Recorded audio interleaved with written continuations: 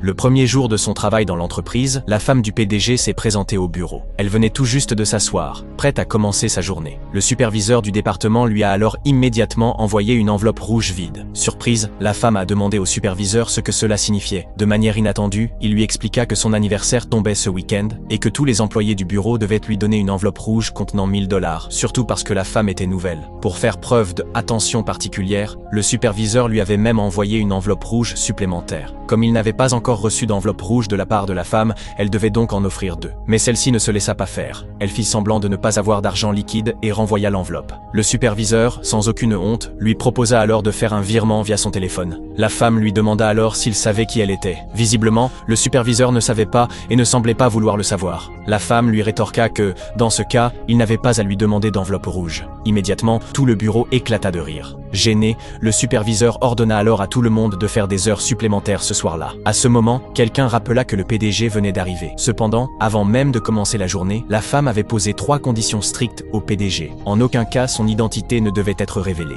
Ainsi, le PDG passa devant elle en jouant les inconnus, tandis que le superviseur le regardait avec admiration. La femme ne put s'empêcher de le taquiner en disant que l'homme le plus riche de l'entreprise devait sûrement être le PDG, et que si le superviseur aimait tant recevoir des enveloppes rouges, il n'avait qu'à en demander une grosse au PDG. En entendant cela, le superviseur grinça des dents, furieux, mais ne put rien répondre. Le moment de partir arriva bientôt. La femme éteignit immédiatement son ordinateur, prit son sac et se prépara à rentrer. Contre toute attente, le superviseur l'arrêta brusquement. Il lui ordonna de faire des heures supplémentaires. La femme lui répondit qu'elle avait déjà terminé son travail. Mais le superviseur sortit alors toute la charge de travail hebdomadaire de l'équipe et insista pour qu'elle la termine ce soir. La femme rétorqua que c'était de l'exploitation pure et simple. Elle sortit alors le code du travail et le montra au superviseur qui resta sans voix. Les collègues, témoins de la scène, ne purent s'empêcher d'admirer son courage. Incapable de digérer cette humiliation, le superviseur recommença à l'embêter. Il lui ordonna de descendre les poubelles en partant. La femme, ne trouvant aucune raison de refuser, accepta à contre-cœur. Mais le superviseur profita de l'occasion pour l'humilier délibérément. Cela mit la femme hors d'elle. Elle saisit la poubelle et en vida le contenu sur la tête du superviseur. Furieux et couvert de déchets, il se mit à l'insulter. La femme fit alors exprès de prétendre qu'elle avait simplement exécuté l'ordre de jeter la poubelle et que son contenu s'était renversé par accident.